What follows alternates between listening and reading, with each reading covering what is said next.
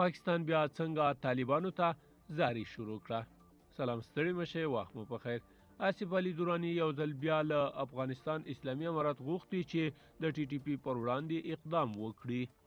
د افغانستان لپاره د پاکستان ځانګړی استازی دغه هیواد د سولې انسټیټیوټ په یوه غونډه کې ادعا کړې چې د پاکستان د طالبانو تحریک چې د دغه هیواد پر وړاندې جنګیږي په افغاني خاوره کې پناه اخیستې ده. آصف علي دراني همداراز ادعا کړې چې د پاکستان د طالبانو تحریک په افغانستان کې له امریکا د پاتې وسلو په وسیله د پاکستان پر وړاندې جنګیږي. نوموړی د افغانستان له سرپرست حکومت غوښتنه کړې چې د هغه په باور په افغانستان کې د پاکستان د طالبانو د تحریک فعالیتونه شنډ کړي.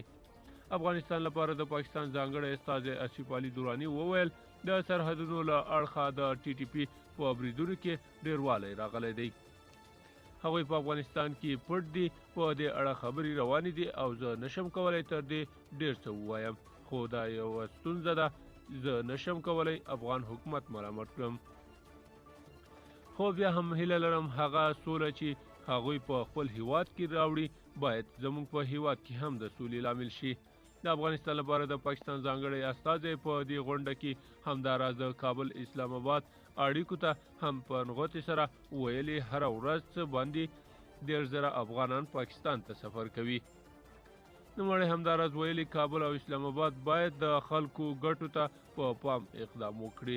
افغانستان لپاره د پاکستان ځانګړی استازی آصف علي دراني زیاته کړي افغانستان 6 ګاونډیان لري، هغه ډول چې هغوی پاکستان ته لاسرسی لري ان نور هیوادونه په اړه فکر نشي کولی.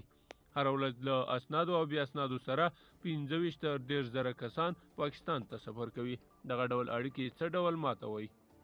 دا نامشروع ده، نو دلته باید حکومت د خلکو ګټو ته په پام اقدام وکړي. له بلې خوا د هیواد د بهرنیو چارو وزارت سیاسي مرستیال وایي د اړتیا په صورت کې به د امنیتي او اقتصادي مسایلو په تړاو له پاکستان سره همکاري وکړي. ملګرو دا زموږ چمتو شوی ویډیو د لا ښکلي ویډیوګانو لپاره زموږ سره پاتې شئ تر بیا ښې جاري.